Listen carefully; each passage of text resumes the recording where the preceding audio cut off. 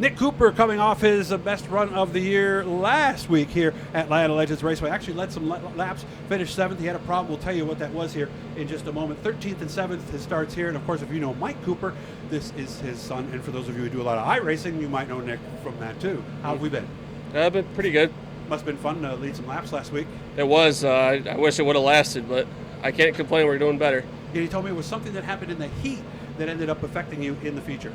I think we got clipped in the left rear, and that was our bent shock that we found later after the races last week. And thankfully, Brandon Plank at Dig Racing Shocks, the service is great, and he fixed it up for us, and we're ready to go.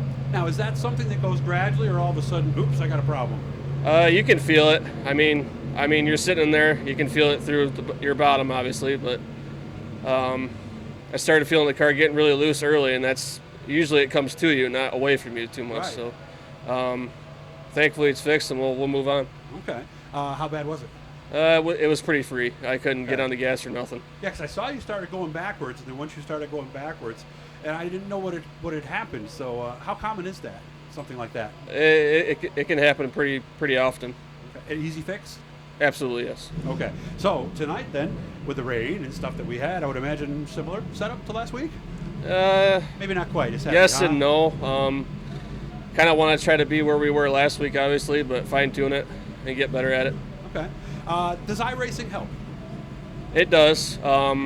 More a defensive driver, more, seeing what's going to happen ahead of you quicker type of thing. Okay.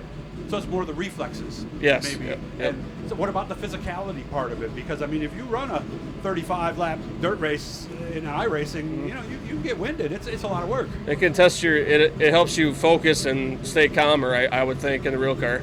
Definitely. Are the cars similar? You're one of the few people I could ask, because I've heard the 358s drive more like a Sportsman than a 358. I think the cars are right on.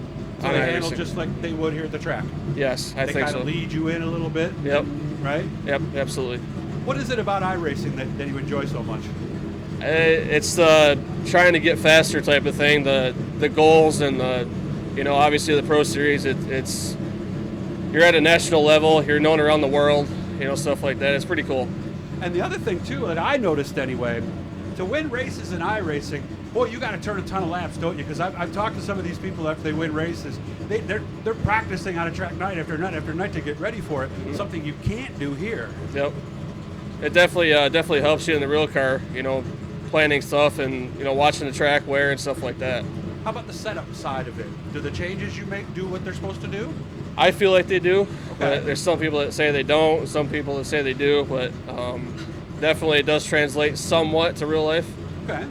So what's our goal this year? We want to get to victory lane, obviously. I'd like to. That's the goal. But consistent finishes, top 10s, top 7, maybe top 5. But just finishing races right now. Running any place besides here? Just here as of now. Okay, and maybe once we start doing better, perhaps we might venture to Weedsport later in the year, but just for here. Well, I wish you all the best. Hope you have fun. Hit that little blue E, guys. That'll subscribe you. Let you know every time we're talking to somebody cool. Have fun tonight, man. Thank you.